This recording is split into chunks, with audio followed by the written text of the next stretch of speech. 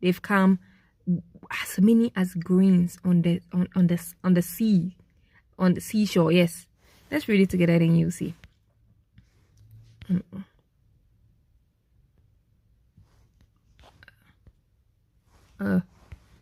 Sorry guys, I'm looking for it. Yes, so Joshua chapter 11, right? So Joshua defeats Jabin and his allies. When the news of Israel's victories reached King Jabin of Hazor, he sent word to the king of Jobab of Madon, because now they're afraid to go once, because they know that if they come one by one, they're going to defeat them. So they are going to come all together and come and defeat you. Satan is not fair. Of Madon, to the kings of Shinon and Ashap, and to the kings in the hill country. Read it here because it's a bit hard to see.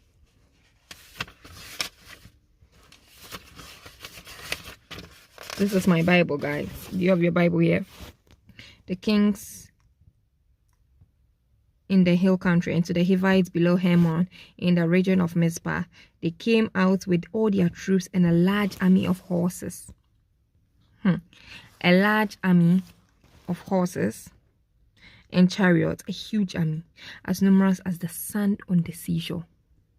They came as numerous as the sand on the seashore.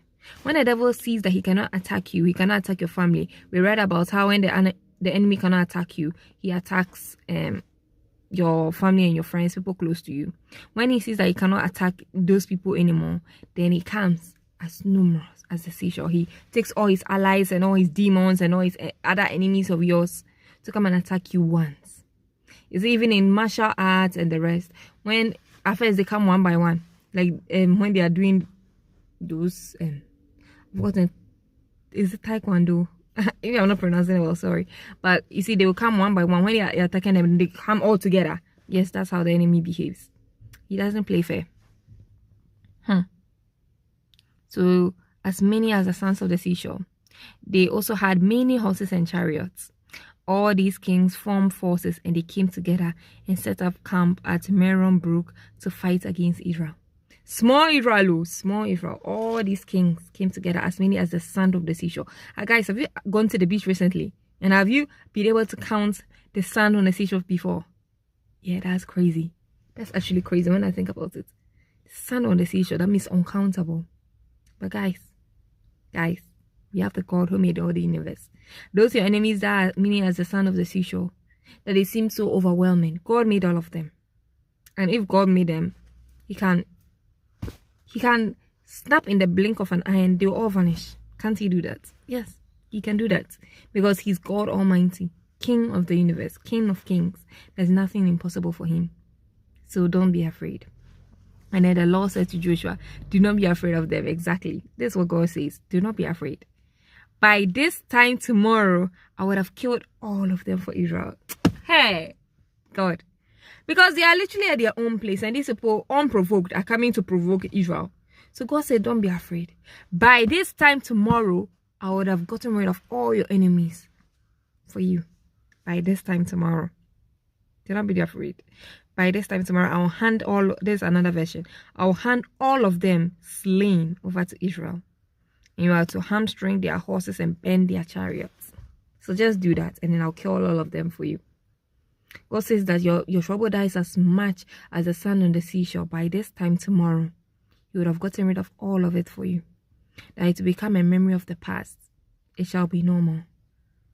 Like so many things, when we look back on our lives, things that seemed so impossible, when we see how far God has brought us, when it seemed as hard and as impossible as the grains of rice or the sand on the seashore, but God has been able to bring us through it.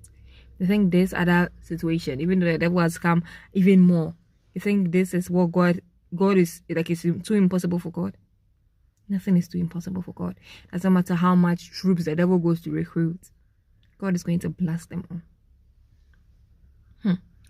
So you are to cripple their horses and bend their chariots. When God tells you something, do it. So Joshua and all his men attacked them by surprise. Surprise! Here I am. So when you are in trouble like that, right? That's the how do you say that word? The importance of being quiet. They saw that, but they did not talk. They did not go and alert anybody. Because if you go and talk, be like, oh, I'm going to do this, I'm going to do that, you are going to end up not doing it. And then your enemies might even find out the information. And then they would surprise you at the rear. So they saw that God told them what to do. They kept everything quiet, calm, and then surprised them at the rear. And did what God said they should do. So keep your mouth shut at this time, even to your own family, because you never know what monitoring spirit is around. Your family may want what's best for you, but you don't know who they might go and say it to unintentionally, or where it may come out unintentionally. So just keep quiet to you alone, between you and God, and let God work on your behalf. Surprise, here I am. By this time tomorrow I would have killed them here.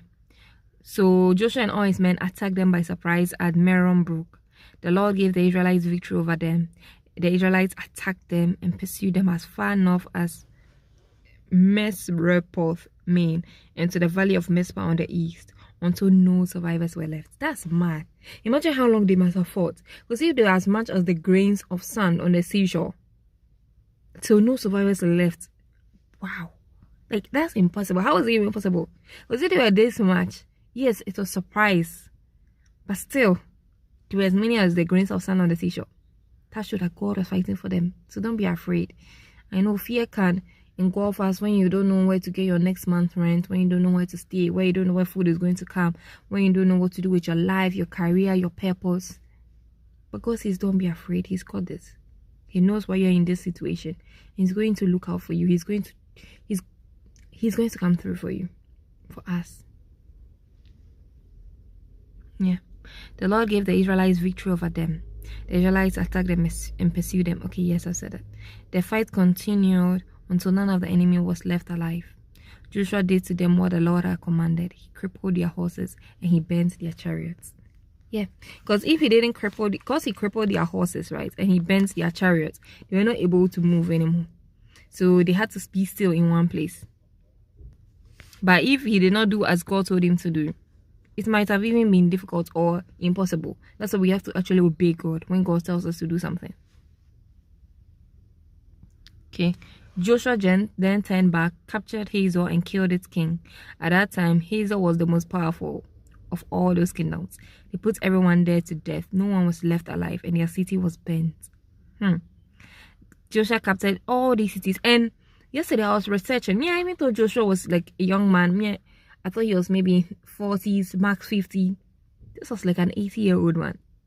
So if God could use Joshua in such miraculous ways, an old man, just like he used Moses, how much more you? How much more us that we have strength and we have vigor, like we are young and fit? Trust me, it's never too late. If you can use an 80-year-old man to do all these things, a 100-year-old man to bear the promised son, what's that young king that he was like 8? What was his name? Was it Joash or something? There's nothing that God cannot do. It's never too late and it's never too early. Because it's not you doing it. God is the one doing it. Don't be afraid. I will give them to you. I will kill them for you. God is the one doing it. He's just you doing it through you. So just see yourself as, God, I'm your puppet. Use me as you will. Joshua captured all these cities and their kings, putting everyone to death, just as Moses, the Lord's servant, had commanded. However, the Israelites did not burn any of the cities built on mounds, except Hazor, which Joshua did burn. I wonder why. The people of Israel took all the valuables and livestock from these cities and kept them for themselves. So this was not like what happened with Jericho, that the Lord commanded them not to take it, and so Achan got in trouble. Achan was killed because of it. So if you want to know more about that, I think I did it in episode 5. Yeah. But this one, they were able to keep all their valuables and livestock. The Lord will give you victory over your enemies so much that everything that they had, it's going to be yours now. So trust me, God is not going to let you leave empty-handed. Trust me, all the work that you're doing right now, you're going to see how valuable it is, and you're going to get a value from it very soon. Okay. They kept them for themselves, but they put every person to death. No one was left alive. The Lord had given his commands to his servant Moses, Moses had given them to Joshua, and Joshua obeyed them. He did everything that the Lord has commanded Moses. Guys, let us do everything that God commands us, okay? If God tells you through your pastor or through your prophet, somebody that you trust, and then you know that it's working with God. If God tells them to tell you to do something, do it. And you know God, you actually have to confirm from God. You know God is letting you do it. No matter how hard it is, if it's giving away money, whatever, do it, because there's a reason. So Joshua captured all the land, the hill country and the foothills, both north and south, all the areas of Goshen and the dry country south of it, as well as the Jordan Valley. The territory extended from the Mount Helak in the south near Edom, as far as Helgag in the north in the valley of Lebanon, south of Mount Hermon. Joshua was at war with the kings of this territory for a long time, but he captured them all and put them all to death. It may be a long time coming, but you have won. But you are a conqueror, but you are victorious. The only city that he made peace with the people of Israel was Gibeon, where some of the Hivites live. Guys, if you want to know how the Gibeonites basically deceived Joshua and they basically go into a peace treaty with him, watch what I think it's episode 9. Yes, 2 days ago. Just subscribe and watch everything. All the others were conquered in battle. Conquered. The Lord had made them determined to fight the Israelites so that they will be condemned to total destruction. They did not want to surrender or beg. No, they wanted to kill them. So, okay, since you brought yourself, then come and cut it. Come and collect what is due for you then.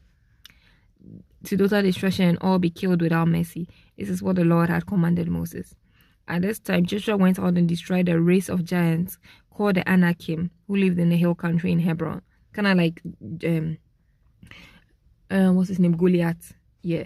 So guys, if you want to know where the giants come from, basically the Nephilim is when the angels came to meet with the woman. When the angels, they came to meet with a woman because they saw them beautiful. But then we know most of the giants were washed out in the, how do we say it, when the ark, Noah's ark, when God reigned on earth. So it's a bit confusing where they came from again, but we never know. Maybe the angels may have come back again and mated with the woman again. Get it? Because there will still be beautiful women on earth. We never know what happened, or maybe there was some DNA left. We never know. But anyway, there was a race of giants in Hebron, Dibir, Anab, and all the hill country. Giants. Your giant is coming down. That thing that you think is so much above you, impossible to conquer, it's coming down. You have won. Joshua completely destroyed them and all their cities. None of the Anakim were left in the land of Israel. A few, however, were left at Gaza, Gath, and Ashdod. Oh, so that's where later Goliath came from, because this was before David and Goliath. Joshua captured the whole land as the Lord had commanded Moses. Joshua gave it to the Israelites as their own, and divided it into portions, one for each tribe. So the people rested for more. Rested for more. They've won. They've conquered. I came, I saw, and I conquered. Now it's time for me to rest. That is your word for today. Guys, I hope you enjoyed the word for today. Make sure you subscribe, because we'll be here tomorrow. Tomorrow we're going to be talking about more victories. Very soon we'll be finished with the book of Joshua, because the rest is basically like the division of the land and everything, and the defeated kings. But make sure you read chapter 13 tomorrow and tell me what's about, so that we know if we should go more into it. Or is it chapter 12? Yes, chapter 12. Thank you for watching, guys. See you tomorrow.